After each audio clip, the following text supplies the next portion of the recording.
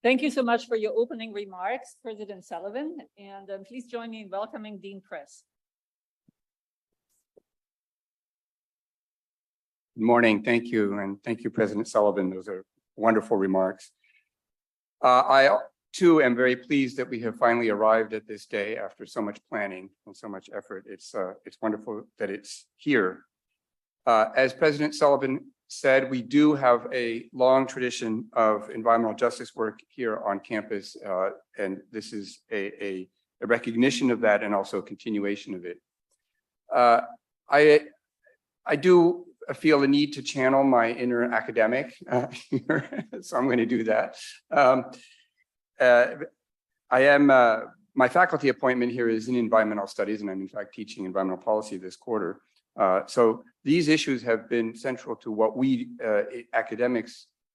how we academics engage with environmental issues for decades. Activists generally date the beginning of the modern environmental justice movement in the United States to the early 1980s, with leadership from the United Church of Christ and many, many activists. Often this leadership was around protesting the disposal of hazardous waste or the siting of undesirable land uses. But I have to add that environmental injustices have been going on for millennia. So the movements may be fairly recent, but they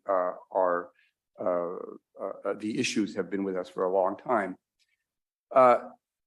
Activists in the early 80s quite justifiably took the major environmental organizations to task for having ignored issues of equity in environmental policy and activism.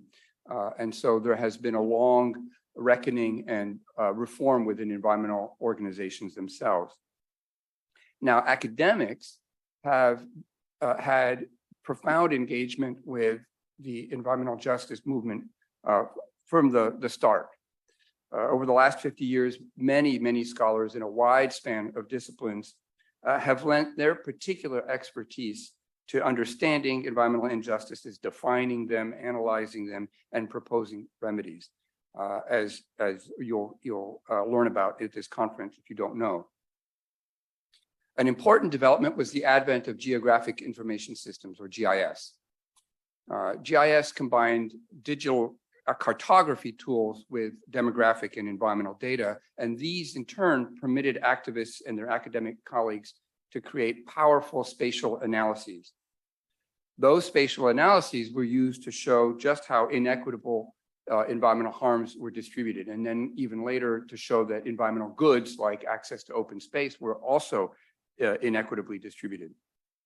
So all of this is especially true in exposure to dangerous pollutants, proximity to undesirable land uses, and other environmental harms.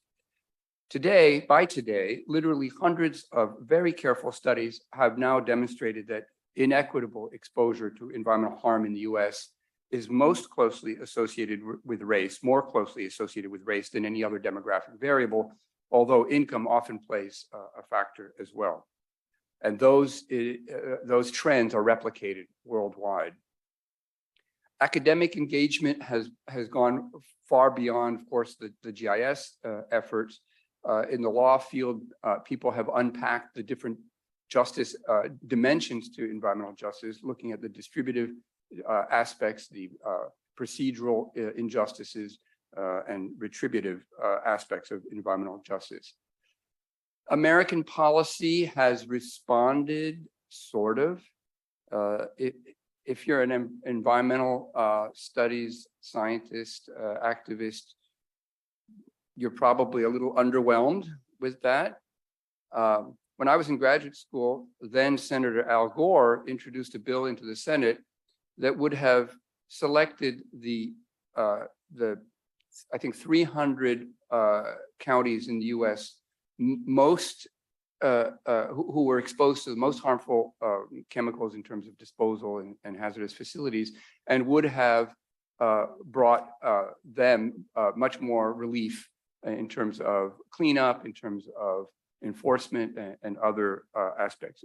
It died a quiet death in the Senate. The Clinton administration signed, President Clinton signed the first environmental justice order that now is quite an important milestone. And the EPA, the U.S. Environmental Protection Agency, the Cal EPA, also responded. So today, the California Office of Environmental Health Hazard Assessment, OEHA, has websites where you can drill in your particular neighborhood in California, and you can see exposure data and also siting data where facilities are sited. So there has been some response, but we're frustrated by the way that public policy has responded. Yes, presidents often talk about them, governors often talk about it, but the responses are not great, and environmental injustices are still shockingly common.